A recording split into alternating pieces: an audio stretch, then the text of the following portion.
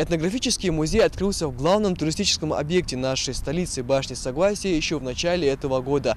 Внутри он представлен в виде башни, которая имитирует не только средневековое сооружение, но также демонстрирует полностью быт, традиции и культуру ингушей. На первом этаже 100-метрового музея построены еще 3 башни, одна боевая и 2 жилые. Размерами они не отличаются от своих аналогов, возведенных нашими прадедами в горах Ингушетии. Зайдя внутрь музея, можно с головой окунуться в атмосферу средневековья и словно побывать в гостях у предков. Это у нас комната для гостей. Для гостей, да? Да, комната для гостей, как вы знаете, принято у нас принимать гостей, это у нас в почете. Враг или нет, должен был принять, если он стучится в твою дверь, ты должен его принять в любом случае.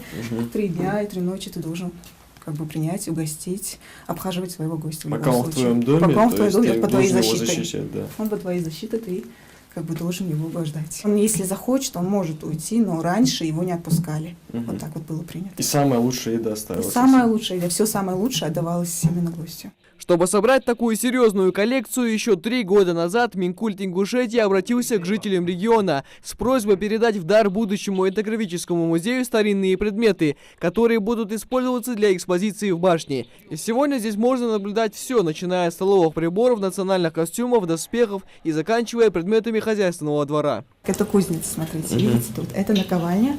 Вообще считалось, что садиться на наковальню, это запрет, если человек такой себе мог позволить, это за это могли, знаешь, убить спокойно, могли очень убить. Серьезно. Да, это было очень серьезное преступление такое.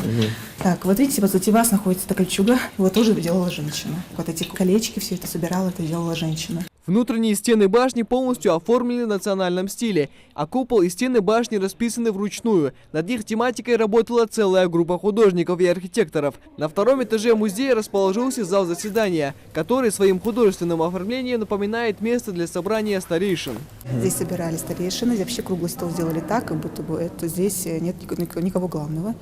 Вот так вот. Все равны. Да, идея такая, что все равны. Вот так вот. Камни здесь собрали, но это имитация такого, что это как костер. Вот так вот сделали.